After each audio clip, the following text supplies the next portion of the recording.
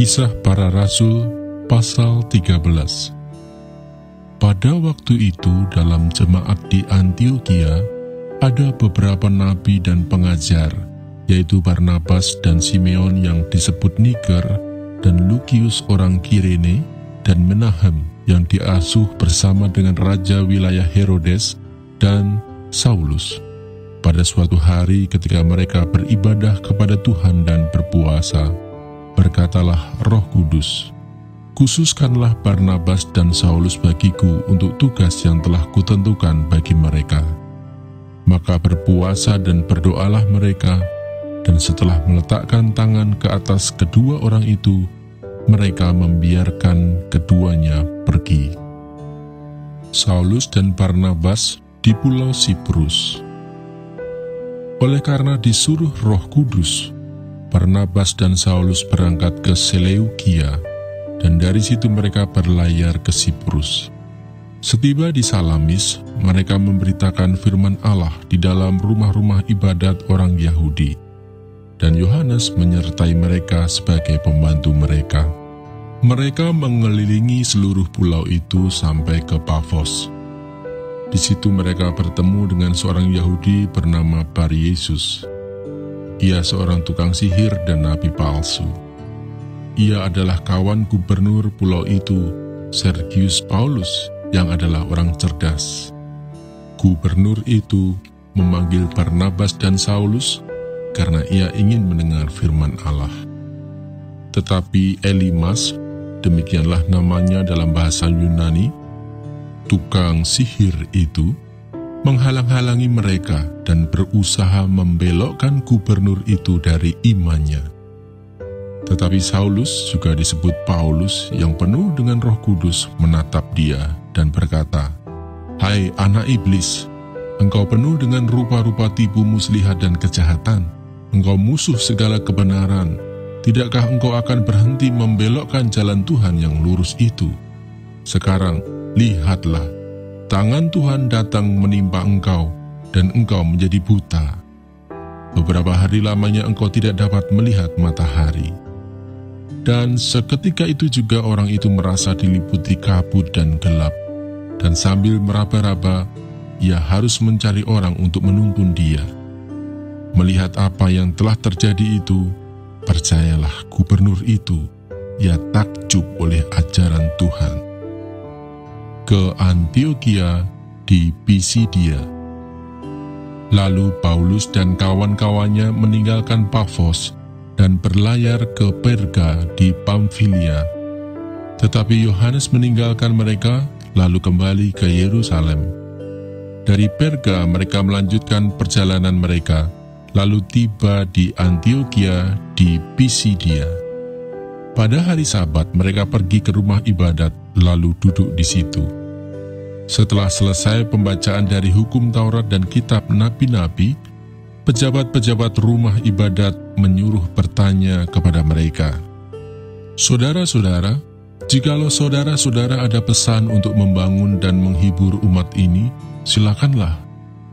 Maka bangkitlah Paulus, ia memberi isyarat dengan tangannya lalu berkata, "Hai orang-orang Israel dan kamu yang takut akan Allah, dengarkanlah. Allah umat Israel ini telah memilih nenek moyang kita dan membuat umat itu menjadi besar ketika mereka tinggal di Mesir sebagai orang asing. Dengan tangannya yang luhur, ia telah memimpin mereka keluar dari negeri itu. 40 tahun lamanya ia sabar terhadap tingkah laku mereka di padang gurun. Dan setelah membinasakan 7 bangsa di tanah Kanaan, ia membagi-bagikan tanah itu kepada mereka untuk menjadi warisan mereka selama kira-kira 450 tahun. Sesudah itu ia memberikan mereka hakim-hakim sampai pada zaman Nabi Samuel. Kemudian mereka meminta seorang raja, dan Allah memberikan kepada mereka Saul bin Kis dari suku Benyamin 40 tahun lamanya. Setelah Saul disingkirkan, Allah mengangkat Daud menjadi raja mereka.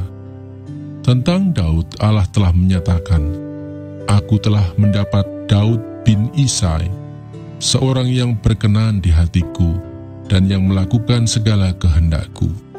Dan dari keturunannya lah, sesuai dengan yang telah dijanjikannya, Allah telah membangkitkan juru selamat bagi orang Israel, yaitu Yesus.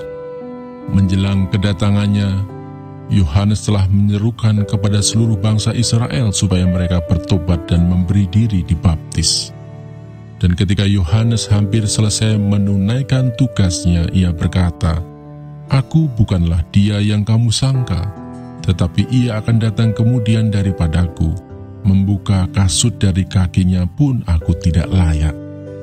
Hai saudara-saudaraku, baik yang termasuk keturunan Abraham maupun yang takut akan Allah, kabar keselamatan itu sudah disampaikan kepada kita.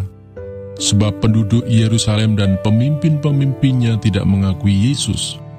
Dengan menjatuhkan hukuman mati atas dia, mereka mengenapi perkataan nabi-nabi yang dibacakan setiap hari Sabat. Dan meskipun mereka tidak menemukan sesuatu yang dapat menjadi alasan untuk hukuman mati itu, namun mereka telah meminta kepada Pilatus supaya ia dibunuh. Dan setelah mereka mengenapi segala sesuatu yang ada tertulis tentang dia, mereka menurunkan dia dari kayu salib, lalu membaringkannya di dalam kubur. Tetapi Allah membangkitkan dia dari antara orang mati, dan selama beberapa waktu ia menampakkan diri kepada mereka yang mengikuti dia dari Galilea ke Yerusalem. Mereka itulah yang sekarang menjadi saksinya bagi umat ini, dan kami sekarang memberitakan kabar kesukaan kepada kamu, yaitu bahwa janji yang diberikan kepada nenek moyang kita telah digenapi Allah kepada kita, keturunan mereka, dengan membangkitkan Yesus. Seperti yang ada tertulis dalam Mazmur kedua, "Anakku engkau, aku telah memperanakkan engkau pada hari ini." Allah telah membangkitkan dia dari antara orang mati, dan ia tidak akan diserahkan kembali kepada kebinasaan. Hal itu dinyatakan oleh Tuhan dalam firman ini, "Aku akan menggenapi kepadamu janji-janji yang kudus yang dapat dipercayai, yang telah kuberikan kepada Daud." Sebab itu, ia mengatakan dalam Mazmur yang lain, "Engkau tidak akan membiarkan orang kudusmu melihat kebinasaan." Sebab Daud melakukan kehendak Allah pada zamannya, lalu ia mangkat dan dibaringkan di samping nenek moyangnya, dan ia memang diserahkan kepada kebinasaan. Tetapi Yesus yang dibangkitkan Allah tidak demikian. Jadi ketahuilah, hai saudara-saudara, oleh karena dialah maka diberitakan kepada kamu pengampunan dosa. Dan di dalam dialah setiap orang yang percaya memperoleh pembebasan dari segala dosa yang tidak dapat kamu peroleh dari hukum Musa. Karena itu, waspadalah, supaya jangan berlaku atas kamu apa yang telah dikatakan dalam kitab nabi-nabi. Ingatlah, hai kamu penghina-penghina, tercenganglah dan lenyaplah. Sebab aku melakukan suatu pekerjaan dalam zamanmu, suatu pekerjaan yang tidak akan kamu percayai jika diceritakan kepadamu. Ketika Paulus dan Barnabas keluar, mereka diminta untuk berbicara tentang pokok itu pula pada hari Sabat berikutnya. Setelah selesai ibadah, banyak orang Yahudi dan penganut-penganut agama Yahudi yang takut akan Allah mengikuti Paulus dan Barnabas. Kedua rasul itu mengajar mereka dan menasihati mereka supaya mereka tetap hidup di dalam kasih karunia Allah. Pada hari Sabat berikutnya datanglah hampir seluruh kota itu berkumpul untuk mendengar firman Allah. Akan tetapi ketika orang Yahudi melihat orang banyak itu, penuhlah mereka dengan iri hati, dan sambil menghujat, mereka membantah apa yang dikatakan oleh Paulus. Tetapi dengan berani, Paulus dan Barnabas berkata, "Memang kepada kamulah firman Allah harus diberitakan lebih dahulu, tetapi kamu menolaknya dan menganggap dirimu tidak layak untuk beroleh hidup yang kekal. Karena itu kami berpaling kepada bangsa-bangsa lain, sebab inilah yang diperintahkan kepada kami. Aku telah menentukan engkau menjadi terang bagi bangsa-bangsa yang tidak mengenal Allah, supaya engkau membawa keselamatan sampai ke ujung bumi. Mendengar itu, bergembiralah semua orang yang tidak mengenal Allah dan mereka memuliakan firman Tuhan, dan semua orang yang ditentukan Allah untuk hidup yang kekal menjadi percaya. Lalu firman Tuhan disiarkan di seluruh daerah itu. Ke Ikonium, Listra, dan Derbe.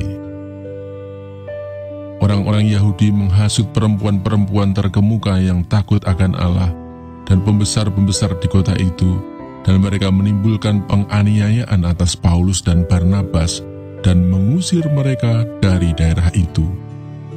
Akan tetapi Paulus dan Barnabas mengebaskan debu kaki mereka sebagai peringatan bagi orang-orang itu, lalu pergi ke Ikonium. Dan murid-murid di Antiokhia penuh dengan sukacita dan dengan